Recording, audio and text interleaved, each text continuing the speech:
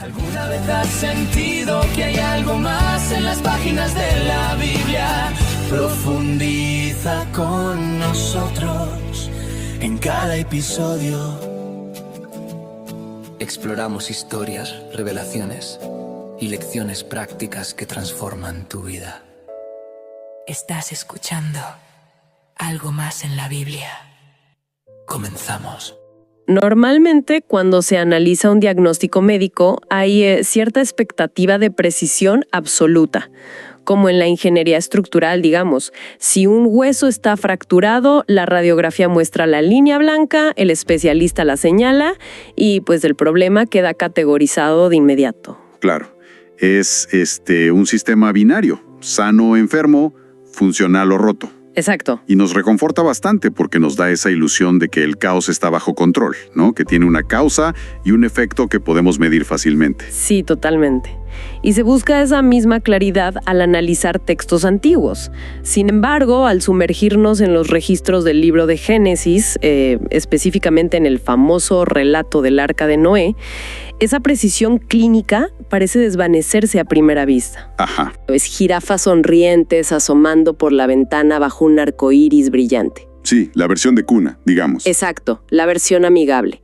Pero nuestra misión de hoy es realizar un análisis profundo, detallado y minucioso del texto hebreo original. Y cuando hacemos eso, el panorama cambia drásticamente. Lo que encontramos no es un cuento para niños. Para nada. Es el diagnóstico legal y estructural de un colapso sistémico a nivel global.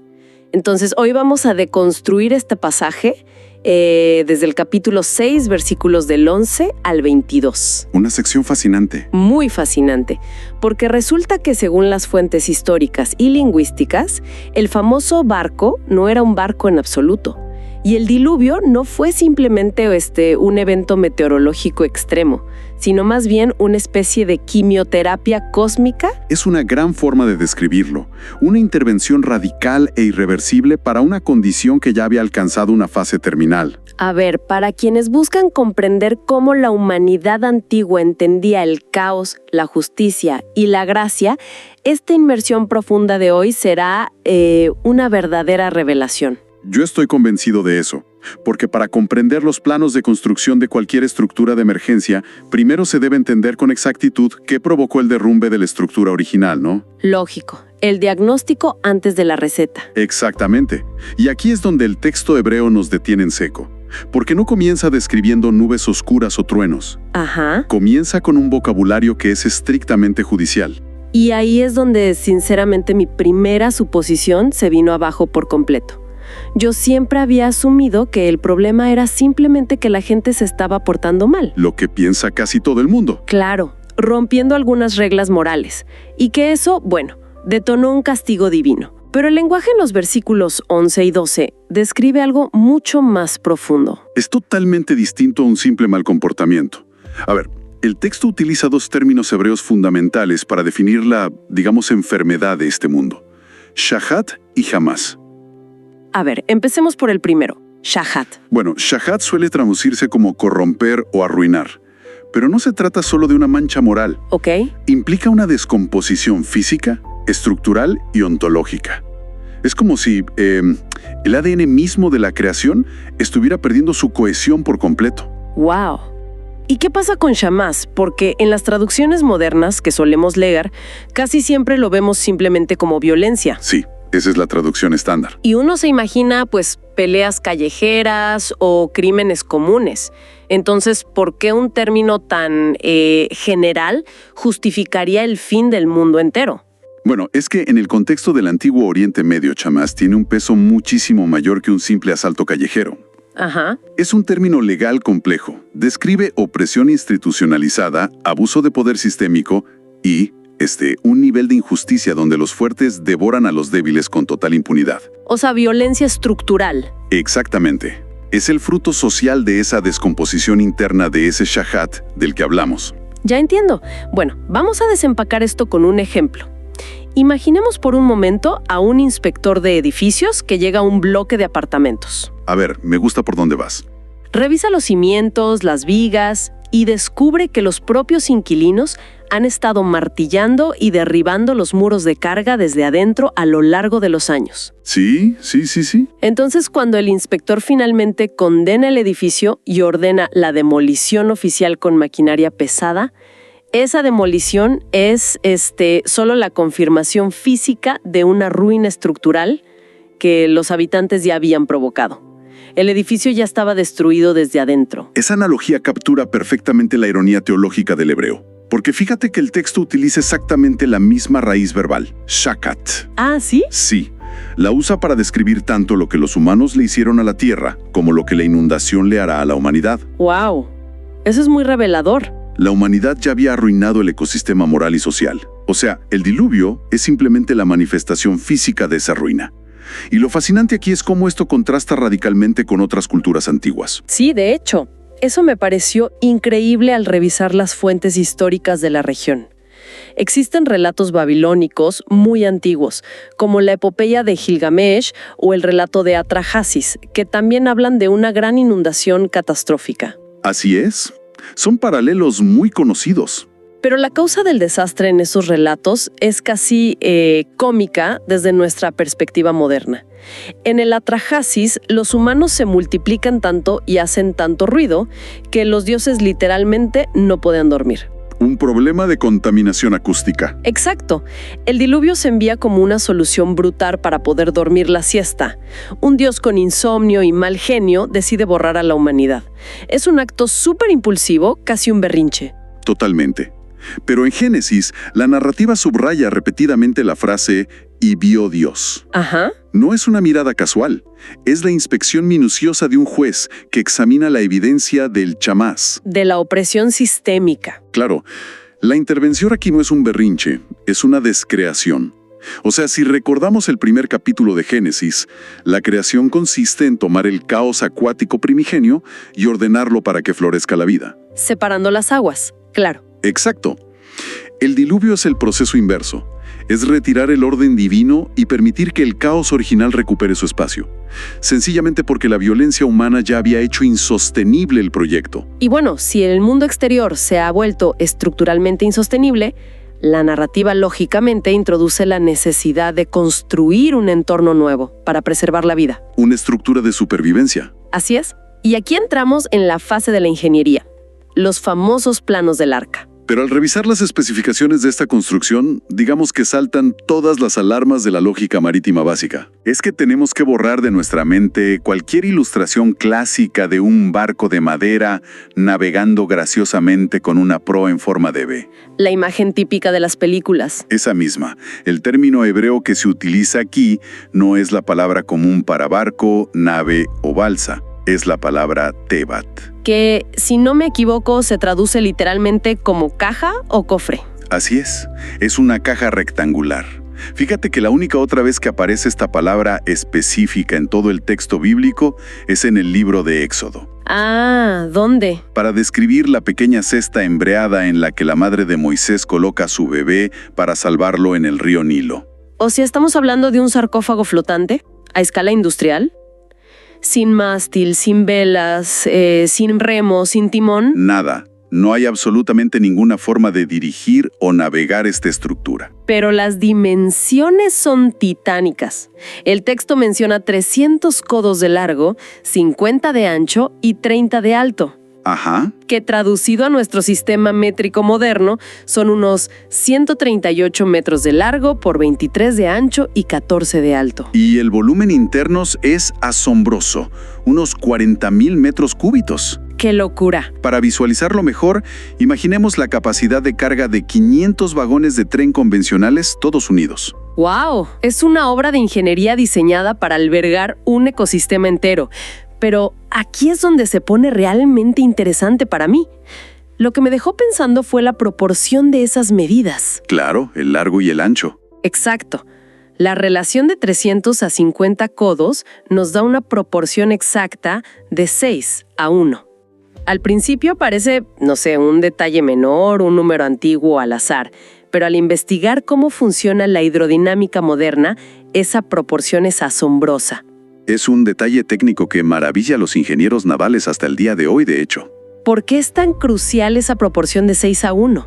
Bueno, en la arquitectura naval, la relación entre la longitud y la manga, o sea, el ancho, determina cómo interactúa una embarcación con el oleaje. Ok. Si un barco es demasiado ancho, el oleaje lo empujará de lado a lado con demasiada violencia, ¿no? Un movimiento que los marineros llaman balanceo. Y eso no solo marea a todos adentro, sino que puede desplazar la carga. Peligrosísimo. Muy peligroso. Pero si el barco es demasiado estrecho o largo, perderá flotabilidad cruzada y cualquier ola lateral grande lo va a volcar instantáneamente. Y claro, en medio de una catástrofe acuática global, no estás intentando cortar las olas para llegar rápidamente a un puerto comercial. O sea, no importa la velocidad aerodinámica en lo absoluto. Para nada. La proporción de 6:1, combinada con este fondo plano que sugiere la palabra Tebat, crea una estructura con un centro de gravedad sumamente bajo. Ya veo. En aguas turbulentas, esta caja no avanzaría, simplemente se elevaría y descendería, absorbiendo el impacto de las olas lascivas sin volcarse jamás. O sea que es el diseño perfecto no para navegar, sino exclusivamente para sobrevivir. Exactamente. Su única función es la estabilidad.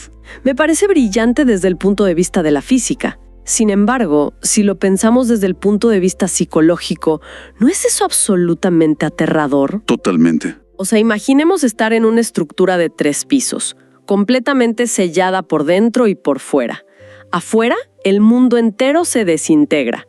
Ajá. Adentro estás en un espacio oscuro, rodeado de animales, en una caja sin timón, a merced de corrientes caóticas. Parece que el diseño mismo exige una rendición total. La falta de control no es un error de diseño, es el objetivo principal. Y esa tensión psicológica, esa rendición que mencionas, nos lleva a uno de los juegos de palabras más elegantes y teológicamente densos del idioma hebreo. A ver.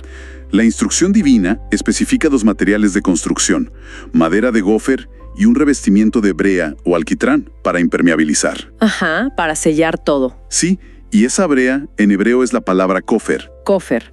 Aquí es donde la lingüística se vuelve poesía, estoy segura. ¿Qué significa realmente esa raíz? Fíjate en esto. La raíz consonántica de kofer es idéntica a la raíz de la palabra kippur, ¡Oh! que significa expiar, cubrir o rescatar pagando un precio.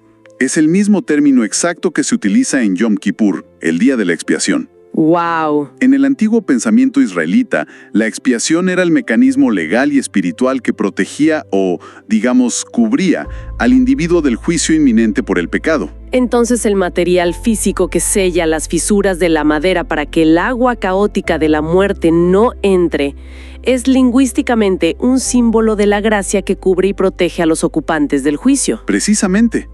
Lo que sella la caja físicamente simboliza una cobertura espiritual. Y esta idea de un espacio cubierto se expande con el diseño interno de 3 pisos que mencionaste. Cierto, el texto habla de 3 niveles. Porque en la cosmogonía antigua, el universo se dividía en 3 niveles: los cielos, la tierra y el abismo de las aguas. Ok. Y más adelante, el templo de Jerusalén también tendría 3 secciones: el atrio, el lugar santo y el lugar santísimo. O sea, el arca se diseña como un templo flotante, un microcosmos ordenado que preserva la vida, mientras el macrocosmos se desmorona afuera. Es alucinante. Pero, a ver, esto plantea un problema existencial.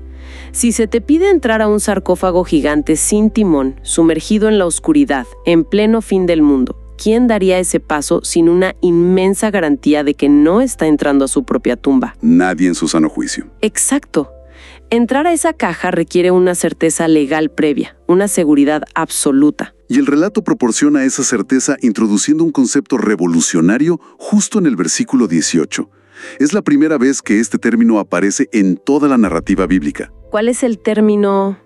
Dios declara: estableceré mi pacto contigo. La palabra hebrea es berit. Pacto. ¿Y por qué es tan anómalo este berit, este pacto, en el contexto legal de esa época en particular? Porque en el antiguo Oriente Medio, los tratados entre soberanos y vasallos funcionaban de manera condicional. Ajá. El rey supremo prometía protección, sí, pero solo después de que el vasallo demostrara lealtad, ya sea pagando tributos o prestando servicio militar. Era un acuerdo totalmente basado en el rendimiento. Te protejo si te portas bien. Exacto. Pero aquí, el berit es absolutamente unilateral.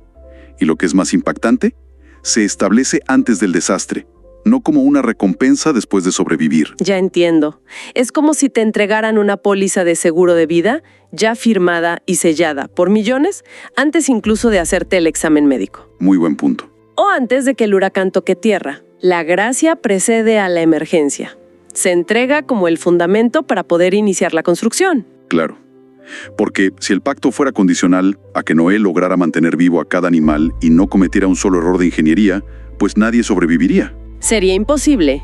Es un contrato que asegura la preservación antes de cortar la primera tabla de madera.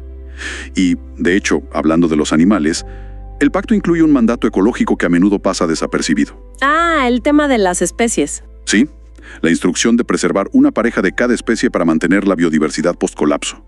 Pero, logísticamente, si Noé tuviera que organizar cacerías globales para atrapar a cada especie del planeta, la tarea sería matemáticamente imposible. Totalmente. Serían expediciones imposibles. Imagínate ir a capturar a osos y aves exóticas a continentes que ni siquiera sabía que existían. Y transportarlos sin que se devoren unos a otros en el camino. Exacto. Por eso el texto hace una aclaración muy crucial en el versículo 20. Establece que los animales vendrán a ti. Ah, claro. La iniciativa del rescate ecológico es completamente divina. El ecosistema mismo es movilizado hacia el refugio. Noé no tiene que cazarlos. Pero, aunque la iniciativa es divina y la salvación viene a él, digamos la logística interna y el trabajo no se cancelan. Noé asume el rol de un administrador de este refugio, ¿no? Definitivamente. El pacto no excluye la logística práctica ni el trabajo duro. O sea, no es solo sentarse a esperar. Para nada. El texto instruye detalladamente la recolección masiva de alimentos. Había que calcular dietas, almacenar toneladas de grano, planificar el racionamiento diario. Para humanos y animales. Sí, durante un periodo indefinido. Y ni hablemos de gestionar los desechos diarios de miles de criaturas. O sea, si conectamos esto con el panorama general, Noé se convierte esencialmente en el primer conservacionista ambiental del registro bíblico. Es una perspectiva que cambia completamente el enfoque. Porque, a ver, la idea moderna que tenemos de supervivencia suele ser extremadamente individualista. Sí, el típico preparacionista. Claro, acumular provisiones para ti, encerrarte en tu búnker y esperar a que el resto de la sociedad perezca. Salvar tu propio pellejo. Exacto. Pero la estructura de la Tebat rechaza esa filosofía. Es una salvación inherentemente comunitaria, familiar y cósmica. O sea, la biosfera entera está incluida en este rescate. Lo cual nos lleva a la respuesta humana frente a toda esta empresa monumental. Fíjate, tenemos el diagnóstico médico de una sociedad putrefacta. Ajá. Tenemos los planos arquitectónicos de una nave de proporciones industriales y tenemos el contrato legal sellado con un pacto incondicional. Sí. Y en este punto, la cámara narrativa gira hacia el protagonista humano para ver su respuesta ante un mandato aparentemente absurdo. Y aquí es donde para mí encontramos el silencio más ensordecedor de toda la literatura antigua. Porque el versículo 22 simplemente cierra diciendo, Noé hizo todo exactamente como Dios se lo había ordenado. ¿Y ya? Y ya, en todo este pasaje, ante la revelación de que el tejido mismo de la realidad va a ser deshecho, Noé no pronuncia ni una sola palabra, ni una sola queja. Es un silencio literario brutal, especialmente cuando lo contrastamos con otros gigantes de la misma tradición. Totalmente, porque uno esperaría algún tipo de negociación. Por ejemplo, cuando Dios le revela a Abraham que va a destruir Sodoma, Abraham inmediatamente negocia como si estuviera en un mercado. Cierto. ¿Y si hay 50 justos? ¿Y si hay 10? Trata de mitigar el desastre. O cuando Moisés es llamado en la zarza ardiente, discute constantemente su llamado poniendo excusas sobre su tartamudez. Jonás de plano se compra un boleto de barco para huir en dirección contraria. Sí, las reacciones suelen ser de rechazo o negociación. Pero Noé no. Noé obedece en silencio absoluto.